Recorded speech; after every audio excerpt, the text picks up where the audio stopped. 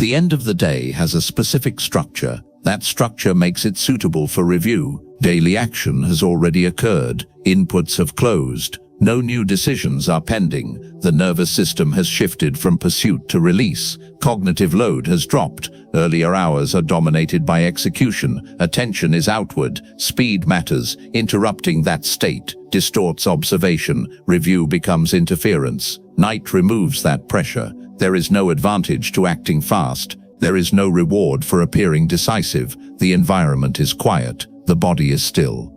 Memory consolidation also changes by evening. Short-term impressions settle. Sequences become clearer. Repeated patterns surface without effort. Isolated events lose prominence. This timing reduces distortion. Success and failure flatten. Urgency dissolves. Justification weakens. What remains is sequence and outcome. The day can now be observed as a closed system. Actions have endpoints. Decisions have consequences. Hesitations have already expressed their cost. Nothing is hypothetical. Evening review is not reflective by nature. It is positional. The observer is no longer inside the action stream. Distance exists.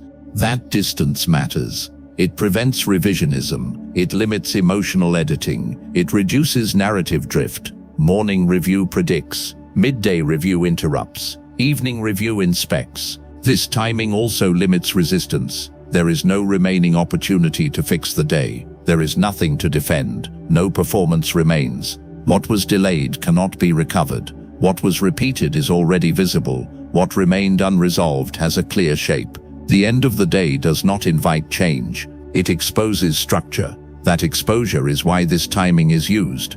Accumulated error does not announce itself. It forms through minor deviations that remain unmarked. A decision is delayed. The delay feels neutral. No immediate loss appears. The situation moves on. Later, a similar decision appears. The response matches the earlier one. Delay repeats. The repetition is unnoticed. Each instance seems independent. They are not linked in awareness. They are linked in outcome. Across a day, these deviations stack, not in intensity, in frequency. Time is consumed without resolution. Mental energy is spent without closure. Attention fragments. Unfinished actions remain active in the background. They occupy space without producing movement. This creates drag. As drag increases, responsiveness decreases. The system slows. Choice becomes heavier. Because nothing catastrophic occurs, the pattern is mislabeled. Consistency is assumed. Stability is inferred.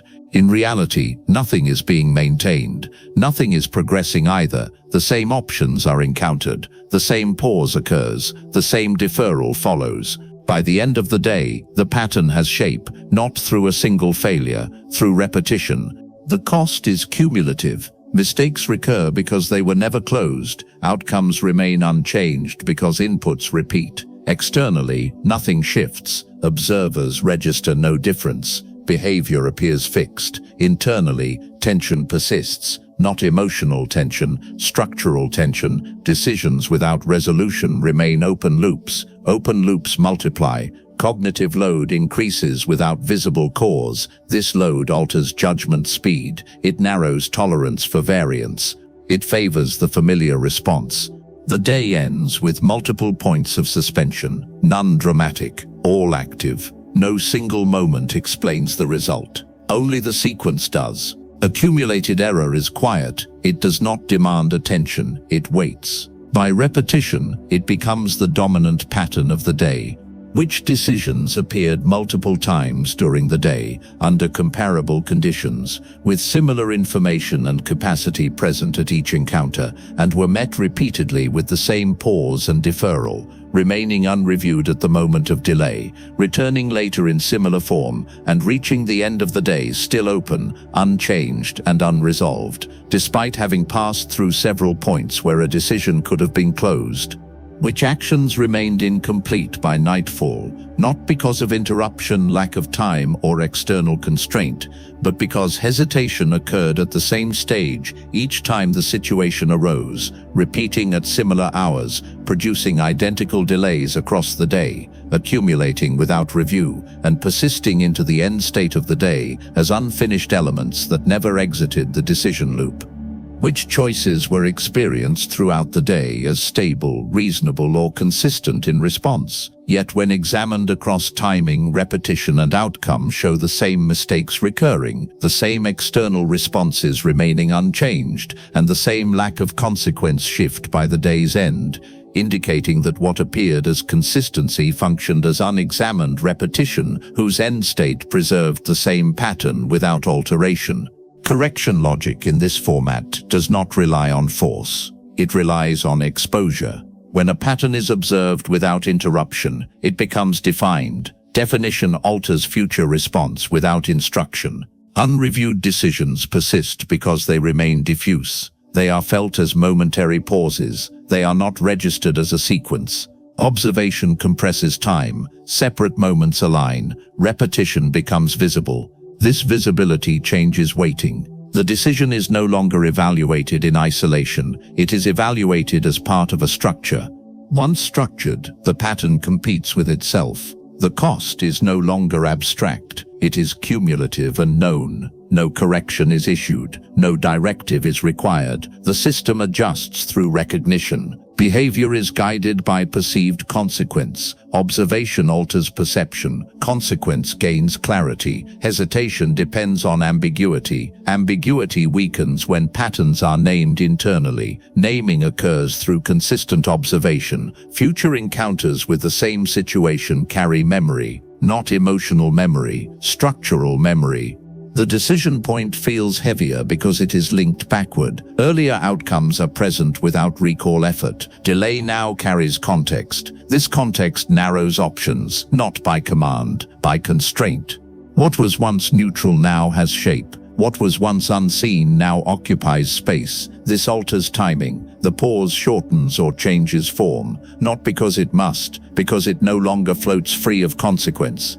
Observation does not demand resolution, it alters probability. Repeated review changes the environment in which decisions occur. The same choice appears under different internal conditions. Those conditions matter. Correction emerges as a side effect, not as an aim, not as a promise.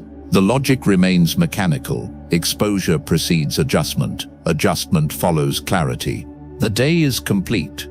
All actions that occurred now belong to a closed interval. Nothing further is required of it. Nothing can be added. What remains visible is the shape of the day, not its intent, not its effort, only its structure. Decisions that moved did so. Decisions that paused remain where they stopped. No correction is applied here. The sequence stands as it is. Events have settled into order. Outcomes have taken their place. There is no need to resolve what has already ended. The day does not wait for adjustment. It holds its form without response.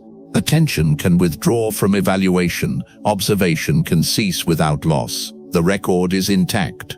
Hesitation that appeared has already expressed itself. Repetition has already occurred. Nothing further is drawn from it now. The evening does not extend the process. It contains it. The system rests when inspection ends. No tension is required to keep the pattern visible. It remains without effort. The day closes as a finished unit. Its structure remains available. Its movement has stopped. Nothing is carried forward actively. Nothing is released deliberately. The interval ends.